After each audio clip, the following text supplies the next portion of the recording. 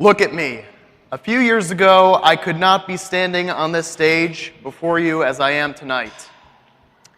A few years ago, I had no self-confidence. And when you have no self-confidence, you have no voice. For me, this meant that I had no assertiveness, I couldn't express my needs, I had no friends. So what causes a lack of self-confidence? When a child is developing, they're very malleable. This allows them to adapt to the language and culture that they're born into. But it also means that a single situation, a single conflict can have an enormous impact on the way they view and respond to things in the future. Let me bring you into my first grade class. It was a traditional class with the traditional grid of desks and that one big window to the left. You can get wistful glances of the nature outside of, and that one big imposing desk in the front of the class that our rabbi sat behind. Now, we were all terrified of our rabbi, and I'll tell you a story that might exemplify the reason why. One day before class, I was getting ready for class, and I noticed that I didn't have a pen. So I look around the class, and I see that to my left, the student has a whole pile of them on his desk. So I thought to myself, well, I'm sure he wouldn't even notice if I borrowed one of them.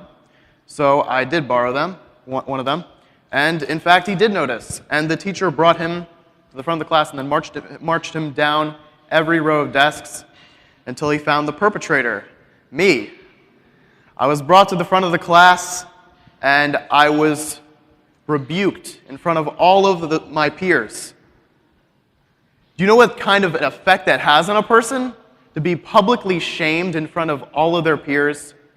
How can somebody learn to connect with other people, to show vulnerability to other people, when they have this memory of being shamed in front of them?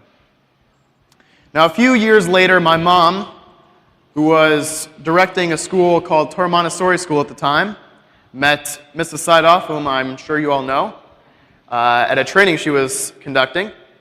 And the rest is history. We ended up here at Lamplighters Yeshiva in New York. And here, it was a very different environment. I learned how to connect with other people. I learned how to be a mentor to other people, in fact. I teach biology there. Whenever kids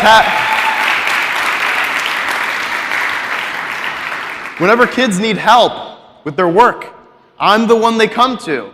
And not only that, but I learned how to have an emotional connection to people. The other day, I was at the gym, and my manager comes up to me, and we end up having a conversation. And halfway through the conversation, he starts telling me about how his mother died at that time the past year. And I was thinking how incredible that is. That somebody was able to see that I had the confidence and maybe the benevolence that they were able to confide in me this memory that they had, that their mother died, and how I was able to actually comfort him.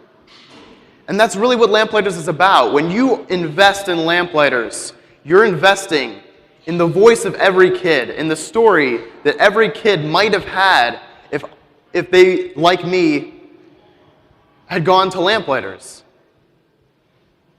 When you invest in Lamplighters, you're investing in a voice. Thank you.